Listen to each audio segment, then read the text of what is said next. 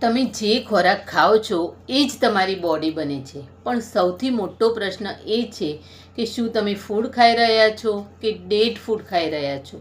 હાય, હું છું Jayvanti, your fat loss transformation health coach. આજકાલ લોકો હેલ્ધી ફૂડ તો ખાય છે પણ ખોટી રીતે કૂક કરે છે. હાઈ ફ્લેમ ઉપર બળેલું ફૂડ, રિપીટેડ ઓઇલ, ઓવરકુકડ વેજીટેબલ્સ અને રેસ્ટોરન્ટ સ્ટાઇલ કુકિંગ, આ બધું ધીમે ધીમે બોડીને અંદરથી ડિસ્ટ્રોય કરે છે. જ્યારે તમે ખૂબ હાઈ ફ્લેમ ઉપર કુકિંગ કરો છો ત્યારે માત્ર ફૂડ નથી બળતું, તેના ન્યુટ્રિયન્ટ્સ પણ મરી જાય છે. વિટામિન્સ, નેચરલ એન્ઝાઇમ્સ અને પ્રોટીન્સ સુધી ડેમેજ થવા લાગે છે. ફૂડનો રંગ જેટલો કાળો થાય તેટલી બોડીમાં ઇન્ફ્લેમેશન વધે છે અને પછી શરૂ થાય છે acidity, fatigue, weight gain, bloating, diabetes, heart problems અને વીક ઇમ્યુનિટી. કુકિંગ માત્ર ટેસ્ટ નથી, કુકિંગ એ સાયન્સ છે. લો ટુ મીડિયમ ફ્લેમ ઉપર બનેલું ફૂડ બોડીને હીલ કરે છે. લાઇટ સોતે કરેલું ફૂડ ન્યુટ્રિયન્ટ્સને બચાવે છે. સ્ટીમ્ડ વેજીટેબલ્સ બોડીમાં એનર્જીને વધારે છે, પણ ડીપ ફ્રાય, રિપીટેડ ઓઇલ એ બોડી માટે સ્લો પોઈઝન છે.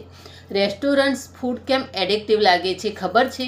કારણ કે ત્યાં ટેસ્ટ ઉપર ફોકસ હોય છે, હેલ્થ ઉપર નહીં. વધારે oil, repeated heating, artificial sauce, preservatives અને હાઈ ફ્લેમ ઉપર કુકિંગ, આ બધું ટંગને ખુશ કરે છે પણ ગટને તો ડિસ્ટ્રોય જ કરે છે. હવે વાત કરીએ વાસણોની.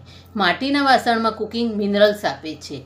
આયર્ન કુકવેર આયર્ન બૂસ્ટ કરે છે. કાસ્ટ આયર્ન સ્ટ્રોંગ કુકિંગ માટે બેસ્ટ છે, પણ નોનસ્ટિક કુકવેર જ્યારે સ્ક્રેચ થાય ત્યારે કેમિકલ ફૂડમાં મિક્સ થઈ શકે છે. માટે યાદ રાખો, હેલ્ધી ફૂડ માત્ર શું ખાઓ એ નથી, પણ કેવી રીતે બનાવો છો એ પણ એટલું જ ઇમ્પોર્ટન્ટ છે. વેજીટેબલને ઓવરકુક નથી કરવાનો, ઓઇલ સ્મોક થાય ત્યાં સુધી ગરમ નથી કરવાનું, રિપીટેડ ઓઇલ ક્યારેય યુઝ નથી કરવાનું. મીડિયમ ફ્લેમ ઉપર કુકિંગ કરો અને નેચરલ ફૂડ ખાઓ.